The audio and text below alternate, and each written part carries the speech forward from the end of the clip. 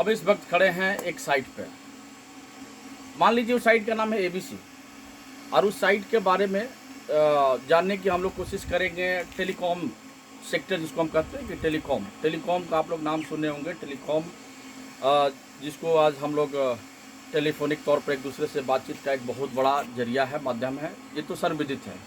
अब वो जानने की कोशिश करेंगे कि आखिर वो काम करता कैसे है, आखिर वो कार्य कैसे करता है। और उसी में हम एक साइट पर हैं और साइट पर के बारे में डिस्कशन करेंगे। और हमने आज अपना एक एक्सपर्ट को भी बुला रखा है, हालांकि वो एक्जिकॉम टीम से हैं, और यहाँ पर सिस्टम भी लगा हुआ है एक्जिकॉम का, और एक्जिकॉम के ही रिलेटेड में बात करेंगे कि पावर इसमें जो और सिस्टम ये वर्क कैसे करता है। इसी पर लेकर के आज हम चीज़ों को समझने की कोशिश करेंगे। हम अपने एक्जिकॉम एक्सपर्ट मिस्टर पांडे से, पांडे जी हमारे नज़दीक आए और थोड़ा सा लोगों को समझाने की कोशिश करें कि जो कंप्लीट जो सिस्टम बना हुआ है। हालांकि एक और चीज़ इसमें हम ऐड करना चाहेंगे कि आप लोग दो तरह से देखा करते होंगे, एक इंडोर और दूसरा आउटडोर साइट करते हैं। इंडोर जिसमें कि शेल्टर वगैरह लगा रहता है।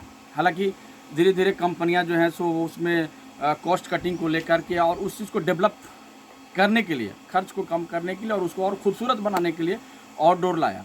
और आउटडोर में इसी में ये सारा सिस्टम, पहले आप लोग देखते होंगे कि आपका बैटरी बैंक था, पावर प्लांट था जिसको हम लोग SMPS बोलते हैं, है ना, और उसके बाद PIU हुआ करता था। वो धीरे धीरे उस चीज़ को ख़त्म करके SMPS और पावर प्लांट को समाप्त करके, है ना, आउटडोर में एक PPC लेकर के बना करके लाया है। यानी इसको हम लोग कैबिनेट बोलते हैं, शेल्टर कैबिनेट। ये भी एक तरह की शेल्टर है और उसी शेल्टर के माध्यम से इसमें सारी सिस्टम लगा हुआ है। और उसी सिस्टम को हम समझने के लिए आज हमने अपने एक्जिकॉम टीम के एक्सपर्ट मिस्टर पांडे जो कि बहुत ज़्यादा एक्सपीरियंस इनके पास में 10-12 साल का एक्सपीरियंस है। वो एक्सपीरियंस से आप लोग को समझाने की कोशिश करेंगे कैसे आप इसमें अपना आकर के करियर बना सकते हैं और इस चीज़ों को सीख सकते हैं। तो मिस्टर पांडे, आप आइए हमारे साथ और थोड़ा लोगों को बताइए कि ये सिस्टम काम कैसे करता है। अगर हमारे व्यूअर्स या हमारे जो टेलीकॉम में जो ऐसे हमारे साथी जो इसमें अपना लाइफ बनाना चाहते हैं, इसमें आकर के अपना कुछ करना चाहते हैं, जॉब करना चाहते हैं, तो ये कैसे सीख सकते हैं और कैसे अपना करियर को ग्रोथ कर सकते हैं, तो बताएं आप। इसको सीखने के लिए पहले हम लोग इलेक्ट्रॉनिक एंड इलेक्ट्रिकल्स दोनों का नॉलेज लेना होगा। इसमें अपना ITI डिप्लोमा का डिग्री होना अनिवार्य है, क्योंकि सेफ्टी प्रिकॉशन सबसे पहले वहाँ पे सिखाया जाता है। उसके बाद इस सिस्टम काम कैसे करता है। सिस्टम अपना AC 230 वोल्ट से 250 वोल्ट तक AC इनपुट होता है, जिसको कि हम लोग उसको कन्वर्ट करके DC 48 वोल्ट में चेंज करते हैं। और उसी के माध्यम से हम लोग इस बैटरी बैंक को चार्ज करते हैं। इस बैटरी बैंक को चार्ज करते हैं। बैटरी बैंक का यूज हम लोग इसलिए करते हैं क्योंकि AC अगर डायरेक्ट सप्लाई करके और डायरेक्ट हम लोग सिस्टम को चलाएं तो लाइट जितना बार डाउन मतलब कटेगा उतना बार अपना साइड डाउन होगा। इसीलिए हम लोग बैटरी को इन्वर्टर के तौर पे यूज करते हैं कि मेरा साइड में कोई फ्लक्चुएशन ना हो। यानी कि जो हमारा पार्टनर का जो सिस्टम लगा हुआ है वो हार्डवेयर उसमें खराब ना हो। जी बिल्कुल। अगर फ्लक्चुएशन होगा तो वो सिस्टम बार बार रिबूट लेगा और वो सिस्टम उसका अल्टीमेटली खराब हो जाएगा।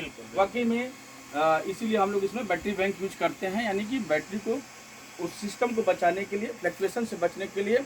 और दूसरा कि अगर हम लोग इसको इकोनॉमिकल दृष्टि से भी देखें तो जो इसमें हमारा एनर्जी खपत होता है, उस एनर्जी से भी बचने, एनर्जी कॉस्ट को कटिंग करने के लिए हम लोगों ने बैटरी बैंक को यहाँ पर एस्टैब्लिश किया। राइट पांडे जी, या नेक्स्ट। इस सिस्टम में हम लोग का बहुत सारा ये है। जैसे मैं सिस्टम में इसका सबसे पहला यहाँ पे है कि सिस्टम अपना लाइट पे ऑटोमेटिक काम करता है।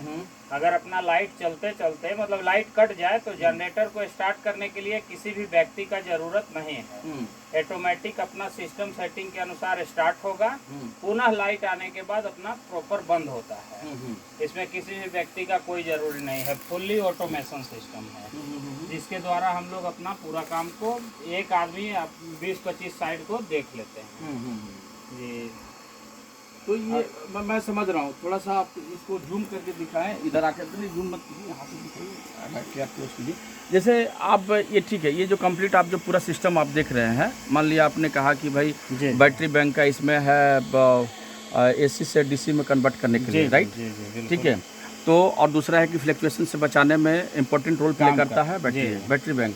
तीसरा अगर हम इसमें बात करें तो cost cutting, energy cost cutting को भी लेकर के थोड़ा सा इस पे भी बातचीत होती है और इसको बचाता है ना। चौथा, आप मुझे ये बताने की कोशिश करें हमारे व्यूवर्स को, ये जो सिस्टम है ओवरऑल जो आप इसमें देख रहे हैं, ये एज ए पावर प्लांट ही है ये जी कंप्लीट, जिसको बोलते हैं स्विच मोड पावर सप्लाई ही है एक तरीके से, है ना, जिसको एक छोटा सा स्वरूप में दे दिया गया है, जैसा कि मैंने इससे पहले ही बताया। तो ये जो आप देख रहे हैं ना, ये जो मॉड्यूल है, राइट, ये मॉड्यूल का क्या काम है?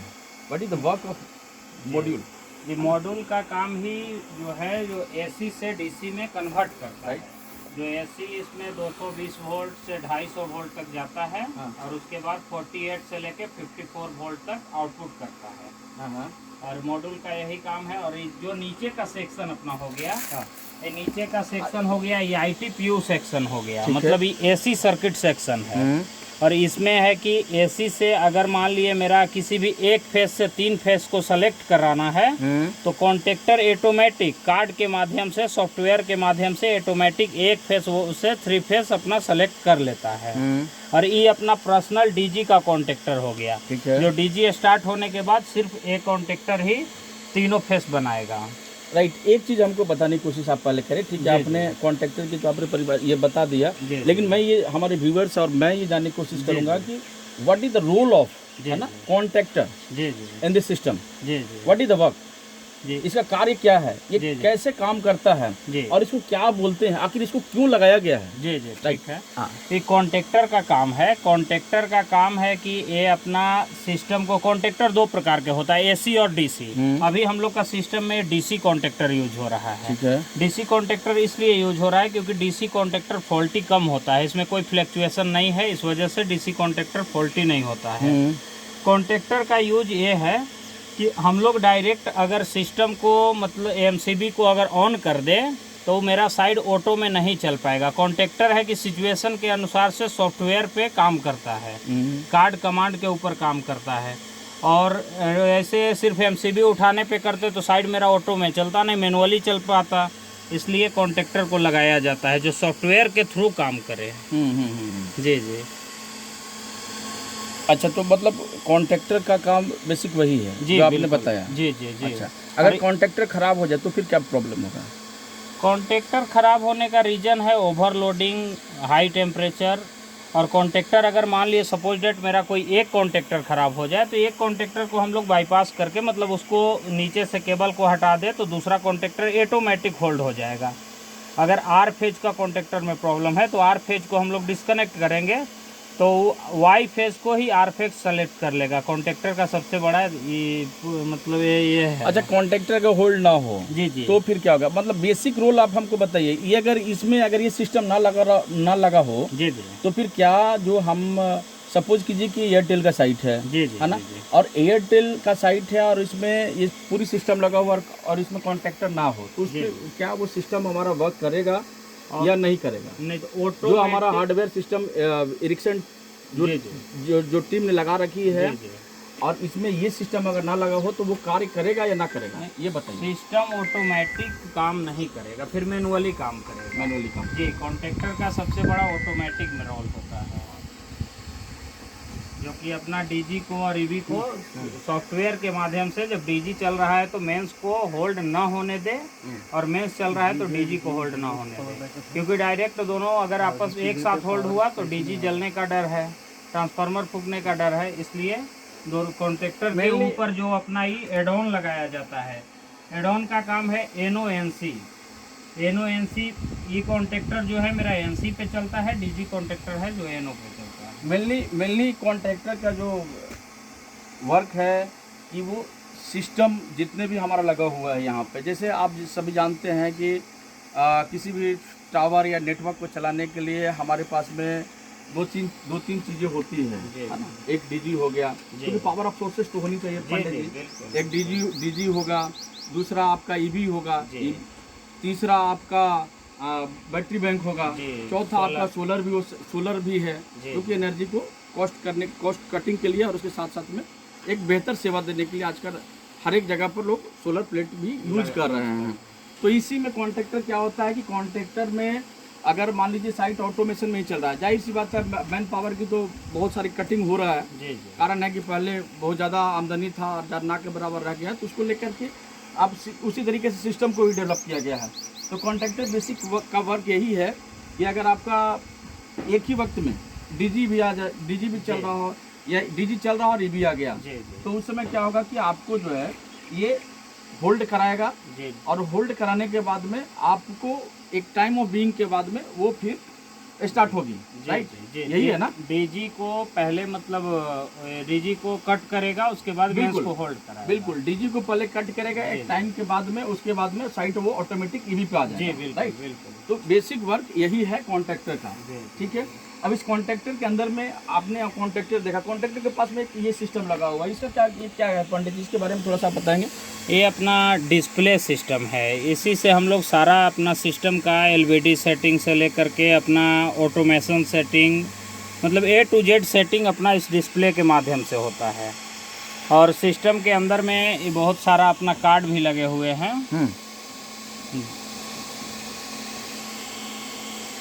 ये सब कार्ड के माध्यम से सिस्टम ऑटोमेशन में प्रॉपर काम करता है।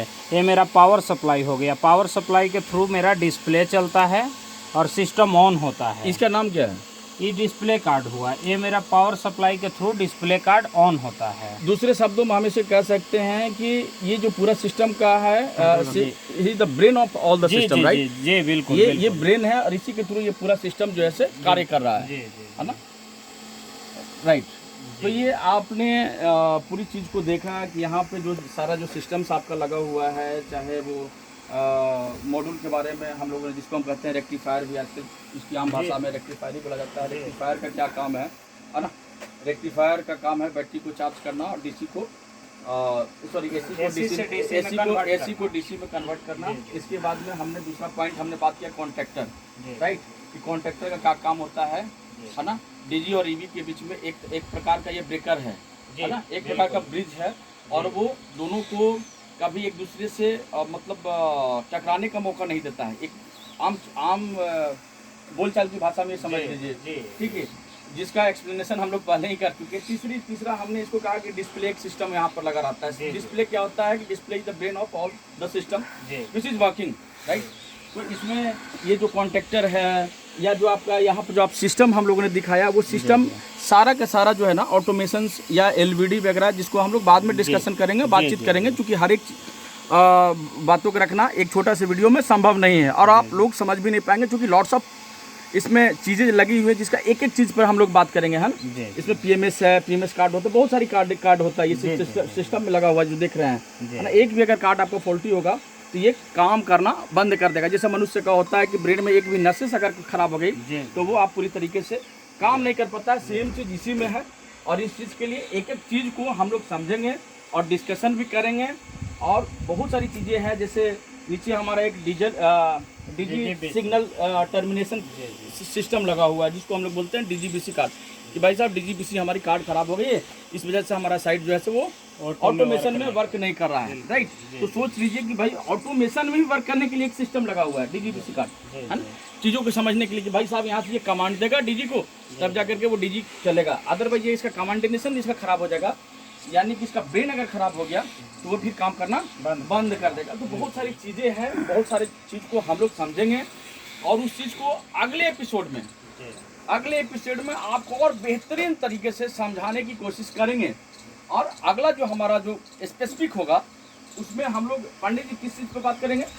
उसमें एक स्पेसिफिक पॉइंट पे एक पार्ट के बारे में हम अपने व्यूअर्स को समझाएंगे, क्योंकि उनको अगर इसमें करियर बनाना होगा तो चीज़ों को समझेंगे अपने एक्सपर्ट मिस्टर पांडे जी से। सिस्टम में एलवीडी का काम क्या है, हर एक कार्ड का क्या काम करता है, हर एक कार्ड क्या क्या काम करता है, उसके बारे में अगले एपिसोड में बताया जाएगा। तो बहुत बहुत धन्यवाद। आप सब इस वीडियो को देखें और देखने के बाद अपनी प्रतिक्रिया दें, और पांडे जी आपको निश्चित तौर पे हेल्प करेंगे, और हम विभिन्न टेक्निकल पर्सन्स को लाएंगे और आपके सामने रखेंगे और वो चीज़ों को अपने तरीके से एक्सप्लेन करेंगे। धन्यवाद।